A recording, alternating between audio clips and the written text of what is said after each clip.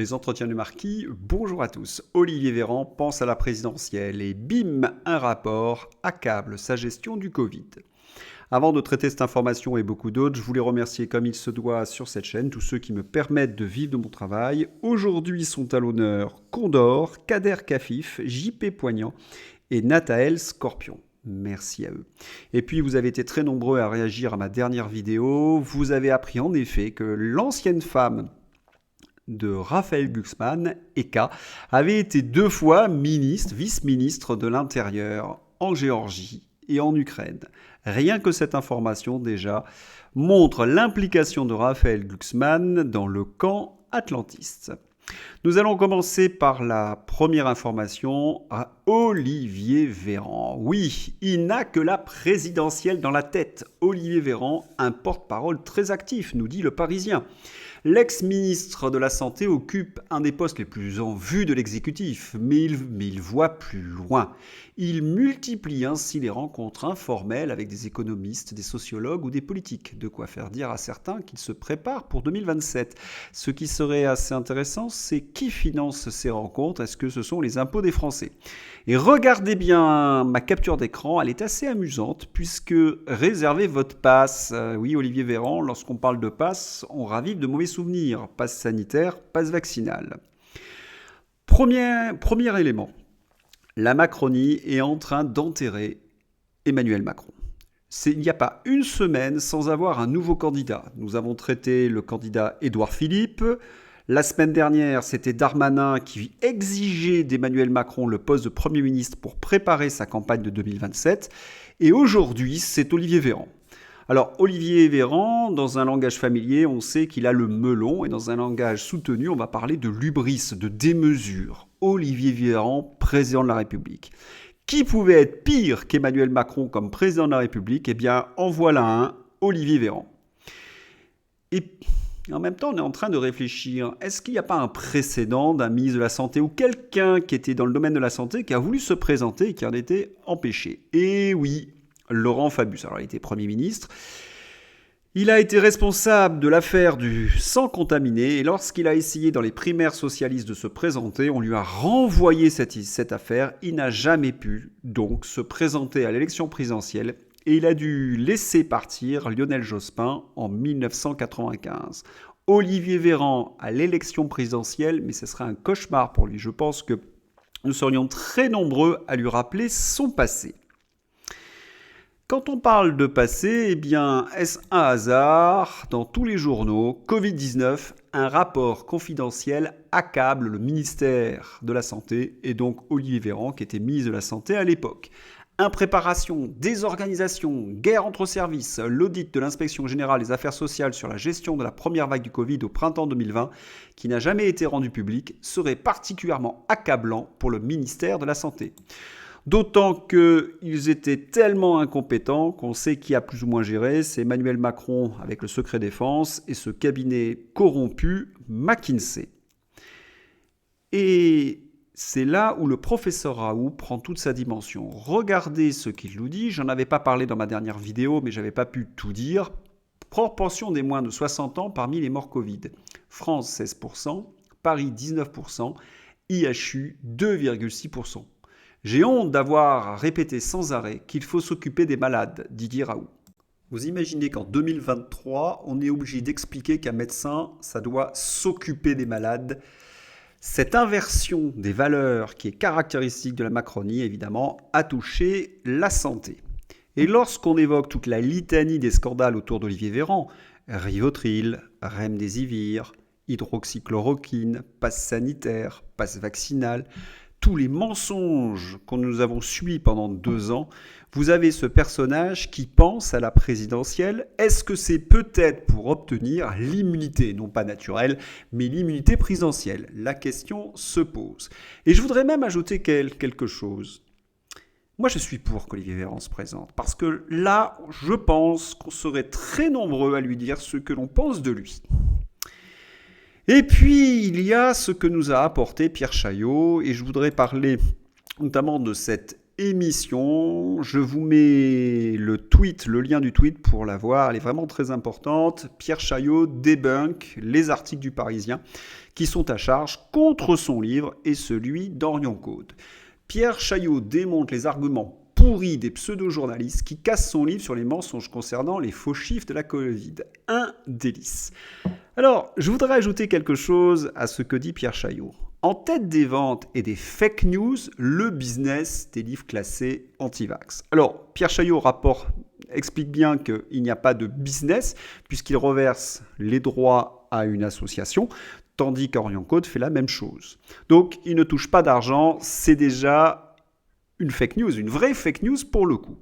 Je voudrais revenir sur ce mot fake news. Fake news, c'est un mot fourre-tout qui signifie une erreur, parce qu'on dit souvent fake news, une erreur d'un journaliste, parfois une manipulation de la propagande, voire un média mensonge. Or, le livre de Pierre Chaillot, c'est pas du tout ça, c'est un livre critique sur la gestion du Covid. Donc, le mot fake news n'est absolument pas approprié. Est-ce qu'il y a des erreurs à l'intérieur de ce qu'a pu dire Pierre Chaillot? J'en doute. Lorsqu'on voit ce qu'il reproche à Pierre Chaillot, on s'aperçoit que les sources de Pierre Chaillot, ce sont les sources ministérielles. C'est-à-dire que les journalistes du Parisien reprochent à Pierre Chaillot de se servir des sources qu'ils sont censés mettre en avant dans leurs articles. C'est tout à fait ubuesque. Et puis, vous avez le terme anti-vax. Anti-vax, c'est encore un mot fourre-tout qui ne signifie strictement rien. C'est un mot diabolisant. Et c'est là où est le problème. Pierre Chaillot parle de volonté de discrédit. Moi, je crois que ça va plus loin. C'est la diabolisation de type totalitaire. Ce type de titre, en tête des ventes et des fake news, le business des livres classés anti-vax, eh bien, c'est quelque chose que l'on pourrait trouver dans un état totalitaire de type soviétique ou de Corée du Nord. Tout journaliste qui emploie ces deux termes, plus le mot business, 3 erreurs manifestes, eh bien, devrait voir sa carte de journaliste déchirée. Et lorsqu'on lit en dessous, depuis plusieurs semaines, des ouvrages défendant des thèses anti-vaccins figurent parmi les plus vendus de France. Un succès qui sidère les scientifiques, vent debout contre des théories absurdes, mais qui profitent aux covidosceptiques et aux éditeurs. Là encore, les scientifiques qui sont présentés, il n'y en a qu'un seul. Vous avez d'abord Tristan Mendès qui vient dire que c'est un livre complotiste parce qu'il est complotiste, parce qu'il est écrit par un complotiste et parce que c'est du complotisme, c'est-à-dire un raisonnement tautologique complètement idiot, et quand vous voyez la tête de Tristan Mendès, vous comprenez que ce type-là ne peut pas détenir la moindre vérité.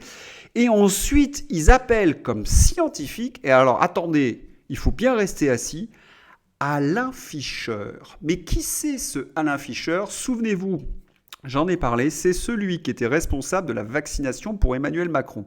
C'est le gars qui, pendant 8 mois, a défendu la thèse que la vaccination permettait l'immunité collective des Français, parce que le vaccin protégeait de la transmission, disait-il.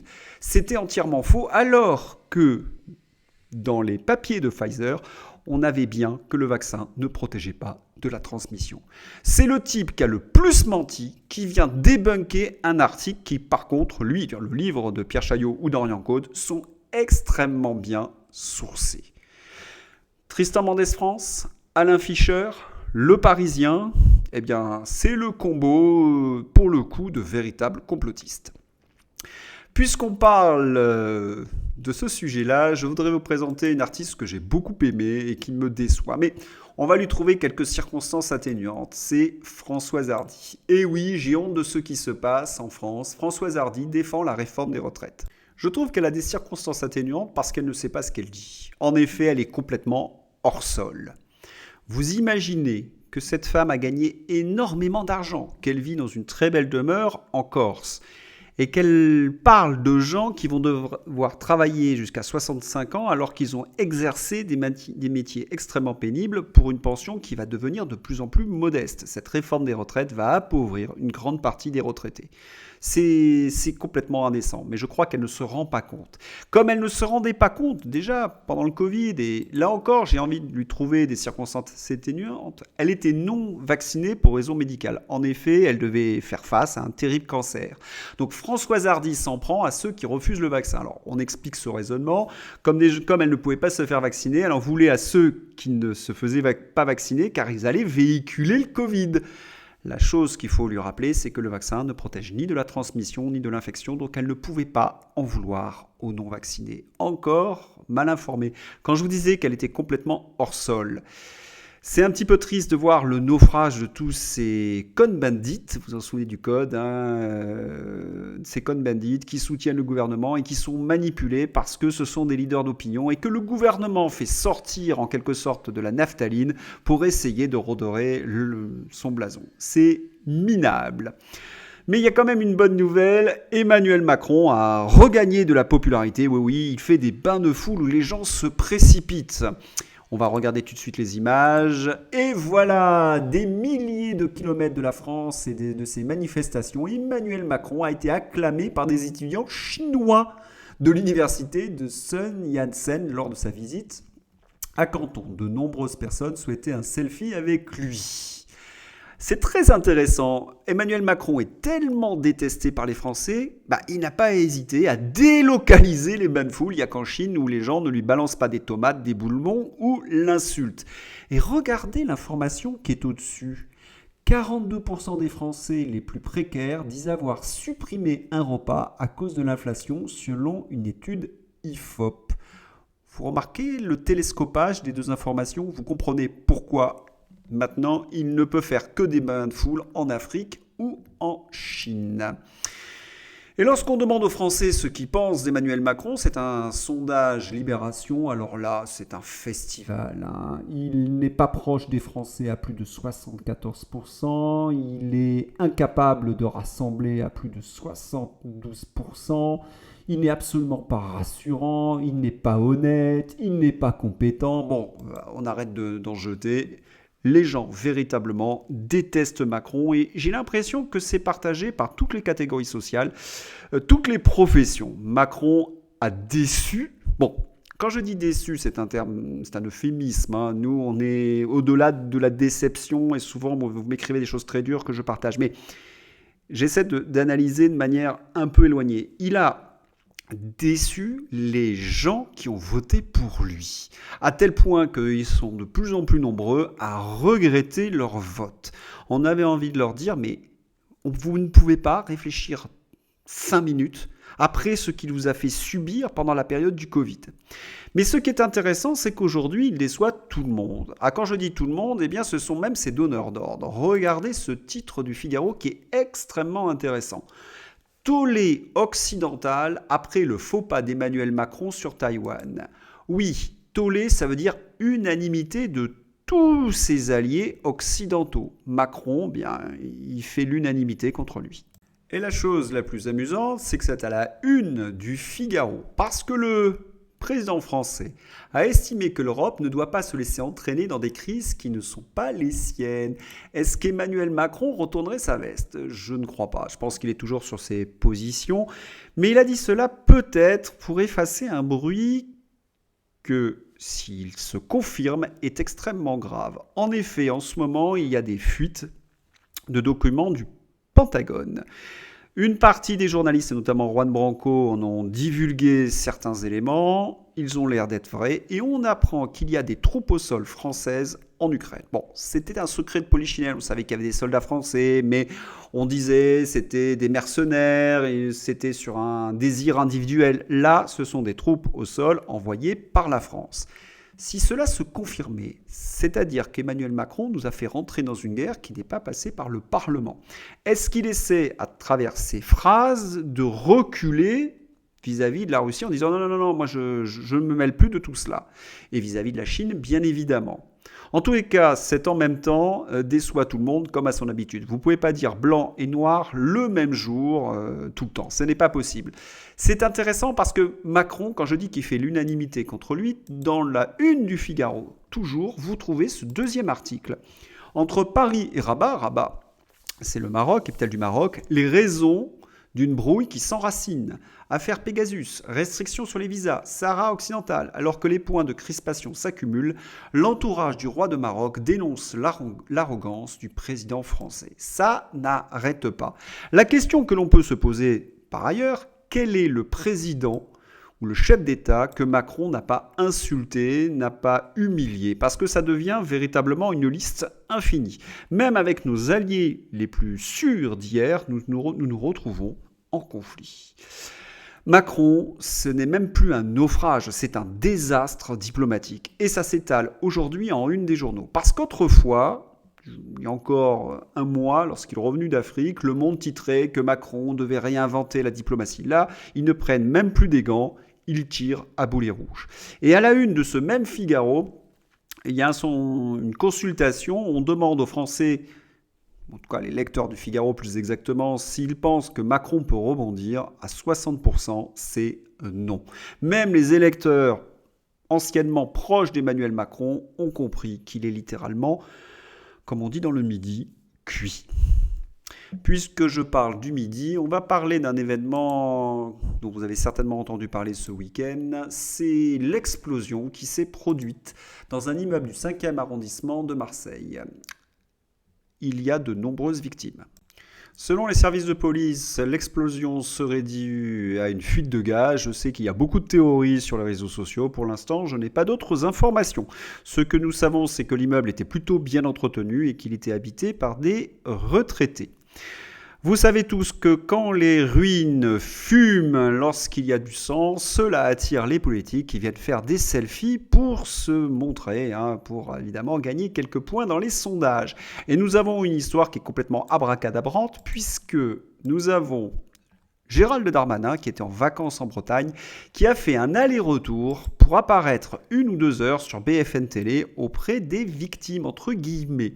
Il faut savoir que la mairie de Marseille lui a interdit d'approcher ces ruines, justement, parce qu'elle trouvait, avec raison, que c'était tout à fait indécent. Alors, on regarde le voyage de Gérald Darmanin. Merci à Philippe Duval pour l'information. 1h moins 20, un immeuble s'effondre à Marseille. 7h36, un jet d'école de Paris pour Lorient. 9h28, Darmanin en week-end en Bretagne, d'école dans le jet direction Marseille. 10h34, Darmanin est à Marseille. 11h40, Darmanin est sur toutes les chaînes info. Midi 42, le jet redécolle vers la Bretagne. Bon, je vous laisse de côté l'empreinte carbone. C'est absolument hallucinant. Il est juste venu faire 3 coups de menton pour apparaître concerné. Mais je trouve que c'est assez ironique cette histoire de Marseille parce que Marseille, c'est le tombeau en quelque sorte de la politique de Gérald Darmanin. Il y a 4 jours, il y a une fusillade. Il y a 10 jours, ce que l'on sait des fusillades qui ont fait 3 morts à Marseille, dimanche soir, l'information, elle est du 3 avril. Voilà, cela n'arrête pas les dealers, les fusillades. Et Gérald Darmanin nous dit oui, je prends en charge les choses. Mais de qui se moque-t-il? Et tout simplement pour gagner 2-3 points dans les sondages. C'est d'une indécence. Je vous laisse le terme après. Sans transition, nous allons passer à une information d'un flop. Oui, le gouvernement essaie d'apparaître toujours plus souriant, plus sympathique, et il demande à ses ministres de faire des coming out. Et nous avons appris qu'une inconnue avait fait son coming out. Qui connaissait la secrétaire d'État à la jeunesse, Sarah El Haïry, qui a fait ce coming out et devient la première femme ministre à révéler son homosexualité en France. Je vais dire les choses clairement, on s'en moque, et d'ailleurs cela fait un flop. Car il y avait une tradition en France, tout ce qui se passait dans les alcôves, dans les chambres à coucher, à partir du moment évidemment ce n'était pas contre la loi, on s'en moquait. Tout ce qui est du domaine de la sexualité, on s'en moque. Et la façon, comment dirais-je, de toujours mettre en avant sa sexualité, ça a un nom, c'est de l'exhibition. Ce sont des exhibitionnistes. Et à ce titre, ils devraient être sanctionnés. Une autre information qui est passée sous les radars et pourtant qui a son importance et qui est liée à une de mes dernières vidéos. Nous venons en effet d'apprendre, en tout cas moi j'ai appris ça tardivement, que Jean Spiry, qui était le directeur de cabinet de Brigitte Macron depuis le mois de janvier, a été retrouvé complètement ivre-mort, un coma éthylique sur la chaussée. Selon Jean Spiry, il n'était pas alcoolisé, non, il a eu une sorte de blackout, il aurait perdu la mémoire. Il dénonce par contre les conditions de travail exécrables, il aurait été donc en burn-out. Mais que fait Brigitte Macron à tous ces directeurs de cabinet qui se succèdent? Ils n'en peuvent plus et pourtant ils ont tendance à préférer les garçons. Vous en tirez vos conclusions. Par contre, cette information, on peut la mettre en parallèle avec ce que je vous ai dit la semaine dernière. J'ai reçu d'ailleurs des messages tout à fait ignobles m'expliquant que travailler pour l'Élysée est un privilège et ceux qui ne sont pas contents, ils n'ont qu'à aller se faire voir ailleurs, alors que un des employés avait fait une tentative de quelque chose que je ne peux pas dire, sinon tout de suite, ma vidéo reçoit un bandeau. Omerta a expliqué précisément de quoi il s'agissait. C'est pour cette raison que je reviens sur cette histoire. Dans la maison du président, pas de place pour les syndicats. Patrick Pradier, ex et unique syndicaliste de l'Élysée, explique que l'ambiance de travail est exécrable au château. Après Jean Spiri, après de très nombreux témoignages. Les vieux sont renvoyés à leur corps d'origine sans aucune raison. Et on commence à comprendre pourquoi. Les Thénardier n'ont aucune manière, n'ont aucun savoir-vivre. Penser qu'Emmanuel Macron a été repris par le photographe de Xi Jinping lors d'une photo officielle parce qu'il mettait sa main dans sa poche. Vous imaginez le personnage ? Et David Hallem continue, la Cour des comptes a tiré la sonnette d'alarme. Au sein de l'Élysée, il n'existe aucune disposition pour la prévention et le traitement des situations de violence et de harcèlement. Enfin, en fait, il n'y a aucun dialogue social. C'est étonnant, c'est comme pour la France. Macron gère l'Élysée comme il gère la France. C'est un petit chef, un petit dictateur qui impose sa volonté. Alors, on aurait envie de dire à Emmanuel Macron, ça serait le moment d'aller voir Nadine de Rothschild pour apprendre quelques manières. En effet, Nadine de Rothschild, c'est celle qui avait publié un manuel de savoir-vivre. Allez, un peu d'ironie, ça ne fait pas de mal. On va maintenant passer à la page laïcité. La laïcité, c'est une invention du catholicisme qui permettait de séparer le pouvoir spirituel du pouvoir temporel. Il fallait rendre à César ce qui appartenait à César et à Dieu ce qui est à Dieu. C'est pour cette raison qu'en France, il y a eu une sorte de séparation de l'Église et du pouvoir royal. Le roi, d'ailleurs, voulait devenir le chef de l'Église dans de nombreuses situations. Selon le père Nicolas de Beaucard, qui a été en quelque sorte qui affirme la position de l'Église, rendez à César ce qui est à César et à Dieu ce qui est à Dieu, demande à chacun d'entre nous de respecter le pouvoir temporel, très bien, avec ses règles, c'est encore mieux, mais aussi d'exiger de l'État de permettre le libre exercice du culte et rendre à Dieu ce qui lui est dû. La laïcité n'a jamais été conçue comme un moyen de taper sur les catholiques essentiellement. Eh bien, c'est ce qui se passe aujourd'hui en France. Nous sommes de tradition chrétienne. Eh bien, nous n'avons plus le droit réellement d'affirmer notre religion. Et regardez un petit peu ce tweet de ce personnage de la France insoumise, Antoine Léaumont. Il reproche des choses à Ciotti. Nous aurions beaucoup de choses à reprocher à Ciotti, mais certainement pas de souhaiter joyeuse Pâques aux Français. Et il écrit « Étrange rapport à la laïcité ». Et c'est ce même Antoine Léaumont. Bon courage à tous les musulmans qui commencent le ramadan aujourd'hui. Bon courage à ceux qui l'ont commencé hier. Voilà, la laïcité, c'est essentiellement taper sur les chrétiens. On peut en effet souhaiter à tous les croyants d'être heureux dans leurs croyances, bien évidemment. Mais de taper essentiellement sur les catholiques, ça, c'est inadmissible. Cela me fait penser à cette histoire des Sables d'Olonne où le Conseil d'État a fait en sorte que la statue de Saint-Michel soit déboulonnée, alors qu'il y avait eu une consultation des habitants qui avait dit à 94% qu'ils voulaient la conserver. Là encore, une drôle de manière de voir la laïcité. Si on commence à déboulonner toutes les statues, tous les monuments chrétiens, bien, la France ne s'appellera plus la France. Très bonne image que j'ai trouvée sur Stratpol. La statue de Saint-Michel bientôt déboulonnée parce que c'est une offense à la laïcité. Regardez le personnage, tout est bien dit. Puisque j'ai parlé de Stratpol, j'étais un petit peu en retard vendredi puisque j'avais déjà tourné ma vidéo et dimanche je n'avais pas eu le temps de regarder Stratpol et Vue du droit sur le conflit en Ukraine. Deux excellentes émissions. Je vous mets les liens dans ma description. Je vous invite vraiment à les regarder. Voilà, cette émission se termine. J'espère que vous l'avez appréciée. Je vous remercie et puis je vous souhaite un très bon mardi. À bientôt pour un nouvel entretien. Bye bye.